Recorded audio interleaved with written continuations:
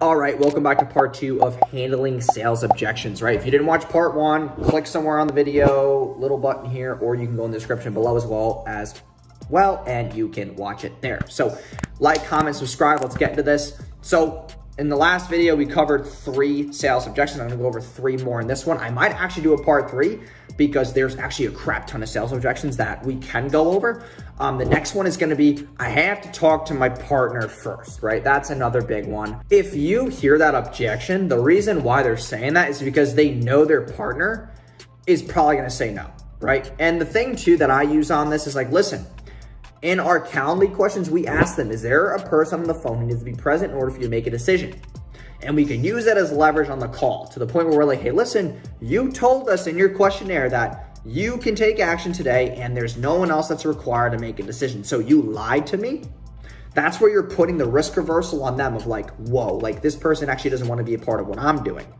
Because if they don't want to be a part of what I'm doing, now it's kind of as if the roles have reversed. Now you as the salesperson are leveraging and going after them. And now you're kind of detaching yourself from the sale. You don't really care anymore. Now you're like, listen, like, I don't even want the sale because I don't trust you now.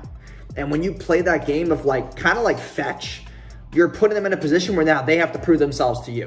And that's like that detachment mechanism. So I usually say like, hey, listen, I understand that you want to talk to somebody else before making a decision, but they're not on the call with us today. And you answered here that you don't need somebody else on the phone right now to make the decision because you're the decision maker, correct?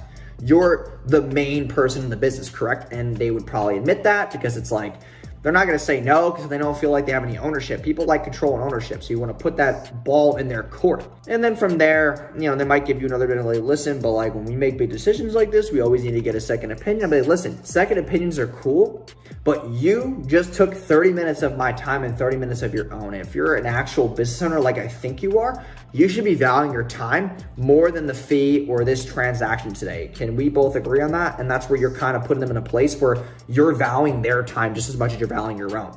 So now it's like this respect mechanism. And then you can go into like, hey, listen, I know you want to talk to your partner, or the whole wife thing. That's like the same exact ordeal as when people say, hey, listen, I got to talk to my wife or my husband first. The objection handle I use for that is like, listen, like I get it, but this person wasn't on the phone and you're not able to regurgitate the whole 32 minutes of this phone call to that person. Can we agree on that? Like you're not going to sit there for 32 minutes and explain to them every single word that came out during this conversation. You don't have the recording of this phone call and you didn't do your due diligence to get them on the phone when you knew you should have if you were going to make a decision today, because from your questions you told me that you could, and that's kind of like that risk reversal, you know, mechanism that I talked about before. And then with the wife thing, I kind of just say, listen, like if you got to talk to your wife, is this a big decision that you're making right now? Like, is this bigger than you marrying your wife, right? And that's where you kind of like go into this analogy that I use where I basically say, listen, like you proposed to your wife. Did you have to ask her permission before doing so?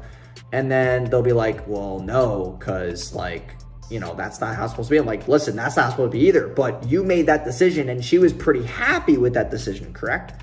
And he was like, well, yeah, of course we've been married, blah, blah, blah, blah, blah. Well, it's like, this is the same thing here. If you know this is going to grow your business, you don't need permission from your wife because she should be satisfied with the decision as well. You're trying to better yourself, your business. You can afford more things for her, your kids, your house, your family, whatever the case may be. Would you agree with that? Like that's where you're pulling them back into the simple analogies of talking to a 5-year-old. And that's how I kind of pull them back through that objection, which is like, hey, I got to talk to my partner, I got to talk to my wife. That's how I usually handle those objections. The other thing is, another objection is we're already working with this competitor or company, you know, I can't move forward right now. And that's where you have to kind of go for the deposit route and understanding time, because now it's like, okay, you're already working with this other company, but you just took 4 minutes in the beginning of the call to bitch and complain about them.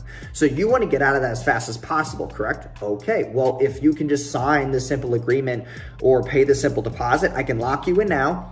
And then when that time comes, when your period is over, then we can take you on. Or you could pay the small deposit, sign the agreement, and we can start working on your account in the interim so that when you're done with that company, you can then be fully launched with us. And that's how I kind of handle that objection. I make them, you know, kind of reason with valuing their time over the money to at least get them in the ecosystem, get them excited about the end result so that while they're still dealing with that crap company, they can get deliverables and service and fulfillment from us without stepping on anybody's toe, because that's what they're worried about. They're worried about, hey, listen, if I bring in another company, is this other company going to be pissed? Well, they don't need to know about that, because you can sign an NDA, non-disparagement agreement, to make sure that we don't say anything, or you don't really keep us in the loop with anything that they're doing currently.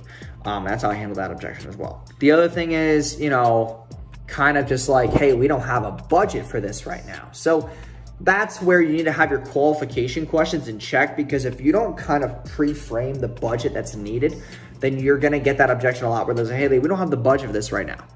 Well, listen, like if you don't have the budget, you answered this question, right? And you always want to have the questions in your Calendly, questionnaire, type form, whatever. Make sure you're handling like price, time, prior obligations, where you're currently are in the business. Are you currently running ads? Are you currently doing X, Y, and Z? So you can use those things as leverage. Because if I put in my questionnaire like we do, are you able to invest, $2,000 or more, $1,500 or more in your business to ensure results monthly, right? If they answer that, then they can fit in the program, okay?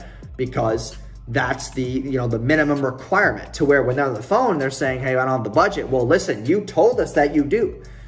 And that's where you bring them back to the, hey, you're lying to me again? Like, that's where you can really start to have leverage, and you can kind of get them to laugh too. Like, every time I've used that objection of like, hey, like, you answer this, like, are you lying to me? Usually it's supposed to be the other way. If you're on a sales call, you're afraid of a salesperson, but now I'm afraid of you because you can't even tell me the simple truth about your business or the morals and values that you have as a business owner. So how am I going to move forward with you? Because I feel like if I move forward with you, you're going to give me false expectations. You're going to keep lying to me. You're not going to give me deliverables that I want. You're going to lack communication. You're going to drop the ball here, not us.